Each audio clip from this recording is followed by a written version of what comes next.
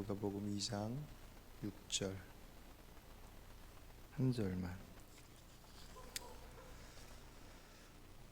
같이 봉독하시겠습니다. 거기 있을 그때에 해산할 날이 차서. 아멘.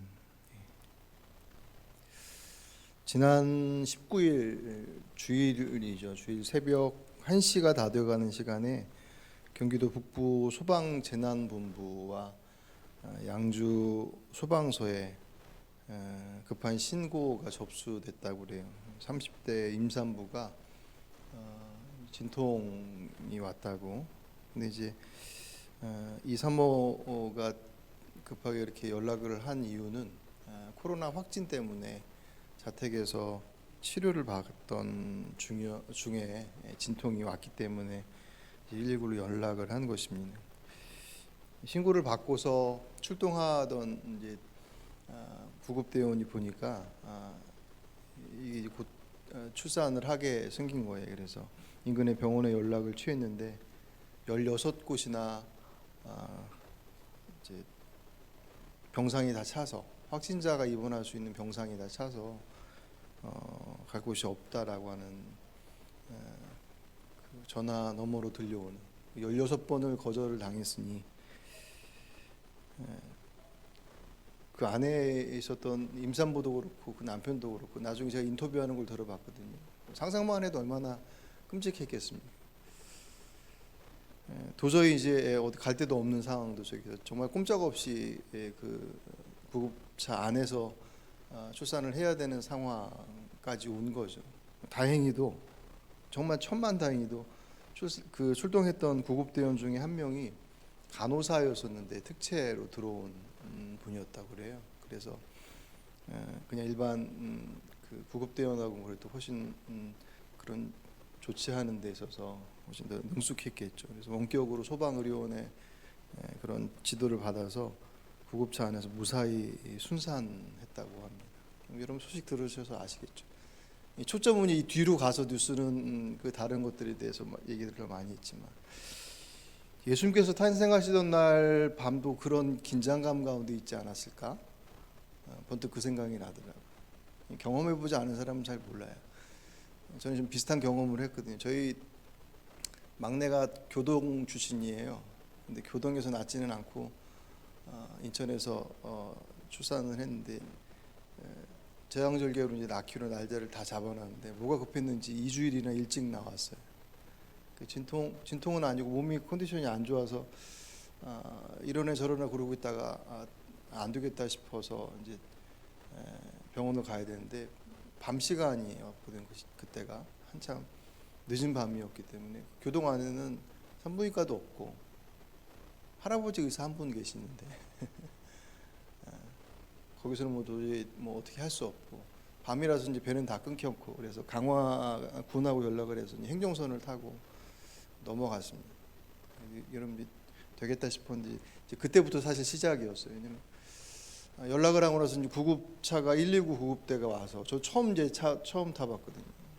이제 연락을 하는데 구급차는 아무 병원이나 갈 수 없대요. 그 낮 시간에도 그런 건지 모르겠는데 밤 시간이었는지. 그래서 김포에 있는 큰 병원으로 이제 곧바로 이제 가는 거예요. 갔더니 응급실에 산부인과 의사가 없다고, 안 된다고, 다른 데로 가라고 그러는 거예요. 그 밤중에. 그래서 어떻게 가라는데, 그래서 다시 이제 구급대 타서 길병원으로 이제 갔습니다. 김포에서 길병원까지도 꽤 가잖아요.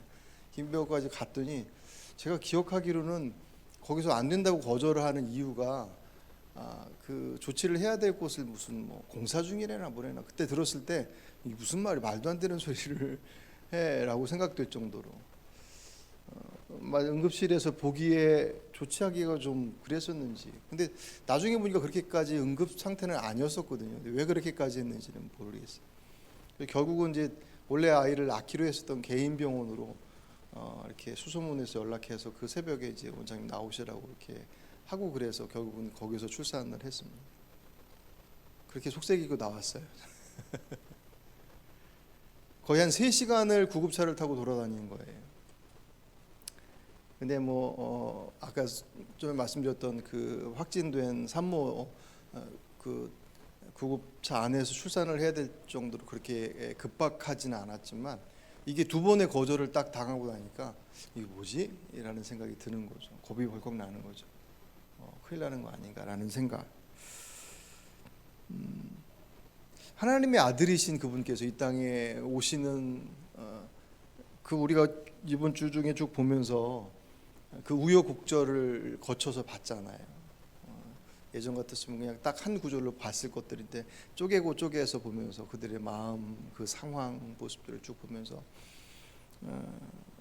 드디어 이제 주님께서 이 땅에 오시는 그 날이 차서 그 임박해 있는데 그 베들레헴의 상황이 사실 참 어떻게 보면 유월절과 같은 그런 절기를 지키기 위해서 예루살렘의 사람들이 어마어마하게 모였을 때는 묵을 숙소가 없는 게 사실 이해가 되는데 지금 다 이제 호적하러 자기 고향으로 가는 거잖아요. 아마도 베들레헴이라고 하는 동네 자체가 그렇게 크지 않았기 때문에 호적하러 온 사람들의 숫자에 비해서 아마 이렇게 묵을 수 있는 그런 객실이 적었던 모양이죠. 그랬기 때문에 방 구하기가 어려웠겠죠. 근데 아무리 그래도 그렇지. 아마 요셉과 마리아는 처음에 갔을 때 묵을 곳이 없다라고 하는 얘기를 들었을 때 대수롭지 않게 생각했을 거예요.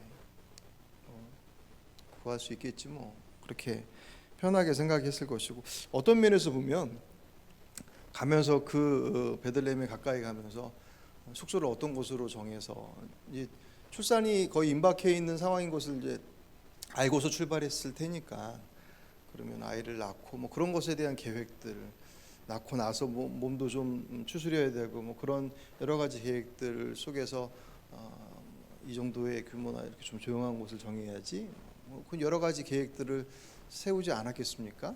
어쨌든 아이를 낳는 그리고 그 아이를 첫 번째 낳냐 두 번째 낳냐 상관없이 출산을 임박하고 있는 부부니까. 근데 도착해 보니까는 이제 객실이 없는 상황들 속에서 그래도 설마 했다가 진통이 딱 시작됐으니 얼마나 당황했겠습니까? 오늘 우리 묵상집에 그 표현을 이렇게 탁탁탁 쪼개서 근데 우리가 조금만 상상해 보더라도 정말 요셉이 그 아이를 낳을 수 있는 공간을 찾기 위해서 얼마나 몸부림치면서 다녔겠냔 말이에요. 그게 뭐 공간이 얼마나 아늑하고 뭐 어떤 그런 것들을 생각할 여지가 없죠. 아이만 낳을 수 있는 그냥 작은 공간만 있으면 좋겠다라고 하는 그런 마음을 가지고 분명히 방을 찾아다녔을 텐데 결국은 그 방을 찾지를 못하잖아요. 한편으로는 그런 생각이 들어요. 베들레헴 사람들이 도대체 어떤 사람들인가? 만약에 2021년 지금 이 대한민국에 그렇게 뭐 아까 예를 들었던 그 코로나 확진 때문에 그런 특별한 상황이 돼서 그렇게 출산할 곳에 대한 부분들을 찾아 헤매는 경우가 아니라면 일반적으로 곧 출산을 임박하고 있는 산모를 그렇게 외면하기가 쉽지 않잖아요. 더군다나 유대인들에게 있어서 나그네를 대접한다라고 하는 것은 부담스러운 일이 아니라 그들에게 자신들에게 주신 어떤 특권이나 큰 복의 통로라고 생각했었거든요. 그런 어떤 관습을 가지고 있는 사람들이었는데도 불구하고 왜 그 시간에 그 상황들 속에서 그렇게 외면했을까? 사실 그 상황에 대한 정확한 정황들은 성경이 답하고 있지 않아요. 그냥 객실이 없었다, 여관이 없었다라고 그냥 그렇게 던져놓고 그리고 나서 구유에 나셨다라고 하는 것으로 그 상황들을 그냥 딱 아주 건조하게 설명을 해놓습니다. 어쨌든 계획하고 생각하고 또 준비했던 것과는 다르게 정말 엉망이 되어져 버려가는 그 상황들 속에서 마리아도 그렇고 요셉도 그렇고 정말 대단한 결단을 한 사람들이잖아요. 수태고지를 받고 나서 마리아 입장에서는 처녀가 아이를 낳는다라고 하는데 성령으로 잉태해야 된다라고 하는 것이 무엇인지 자기야 그 얘기를 듣고 인정한다지만 사람들이 그것을 어떻게 이해할지에 대한 부분들 모든 것들을 생각하면 결국은 마리아는 자신의 인생을 거기다 건 거란 말이죠.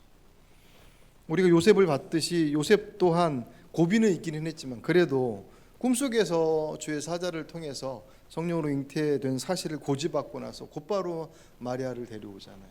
그리고 아이를 낳기까지 동침하지 않음으로 그가 철저하게 그 말씀을 신뢰하고 순종했습니다.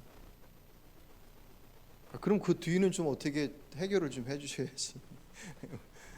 그렇다고 좀 대궐 같은 데서 왕궁에서 출산을 하겠다고 하는 것도 아니고, 그저 그 호적하러 간 그곳에서 여건방 찾아서 묵을 객실 찾아서 있는 그것마저도 허락되지 않는, 도대체 무슨 의미일까? 왕의 왕 되신 그분께서 이 땅에 오시는데, 그분이 이 땅에 오셔서 내디딘 첫 곳이 어디예요? 말구유예요. 말밥통이란 말이에요. 어떤 분은 그렇게 해석하시더라고요. 이 세상에 하도 죄가 많아서 제일 깨끗한 곳이 거기였다고. 모르겠습니다. 뭐 의미를 두자면 그렇게도 생각할 수도 있긴 하겠지만, 주권이 하나님 앞에 있고 다른 것이 아니라 이 땅에 구원을 위해서 이 땅에 보내신 하나님의 아들이 이곳에 오시는 그 모든 과정들이 이미 많은 사람들의 헌신을 통해서 준비를 통해서 이루어졌던 과정들인데, 그것이 실현되어지는 현장들 속에서의 모습은 날 것 그대 그 자체였다라고 하는, 도대체 무슨 의미일까? 하나님께서 어떤 의미로서 그런 상황들을 허락하셨을까? 그것들을 보면 정말 중요한 것은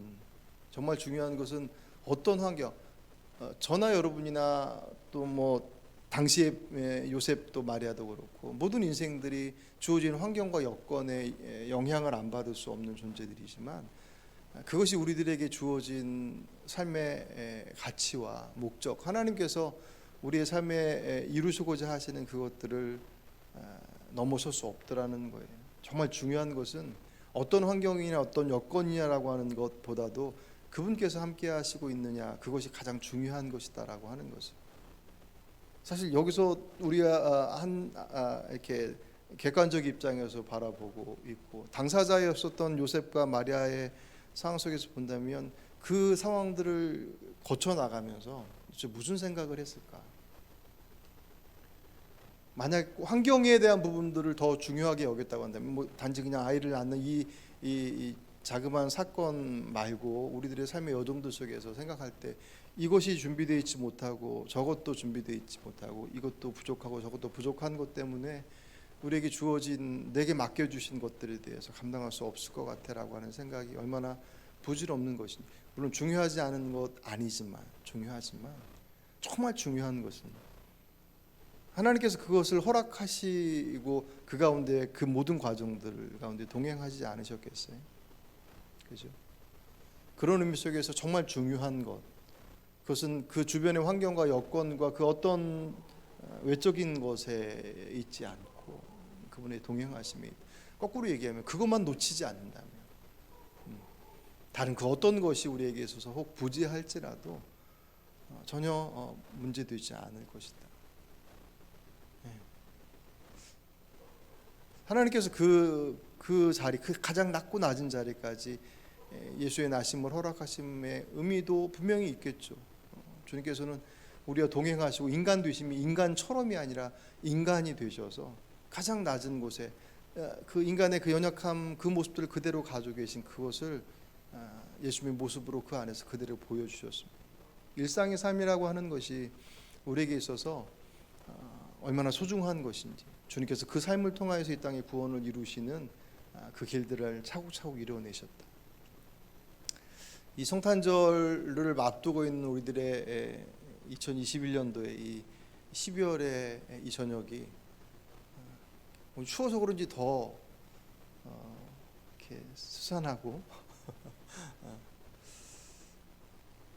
아까 우리 집사님도 기도하셨지만, 우리에게 주어진 상황과 여건들 속에서 정말 중요하게 붙잡아야 할 것이 무엇인지에 대한 것, 허락되어진 이 환경 속에서 그것이 단지 그냥 주어진 환경에 순응하고 거기에 뭔가를 요구하고 하는 그런 도전적인 모습 말고 그냥 그렇게 묻혀서 살아가는 거예요. 어떤 그런 의미 속에서의 내용이 아니라 삶을 주관하시는 분이 하나님이심을 고백하고 있다고 한다면, 우리에게 허락되어지는 환경 속에서 우리에게 말씀하시는 바가 분명히 있겠죠.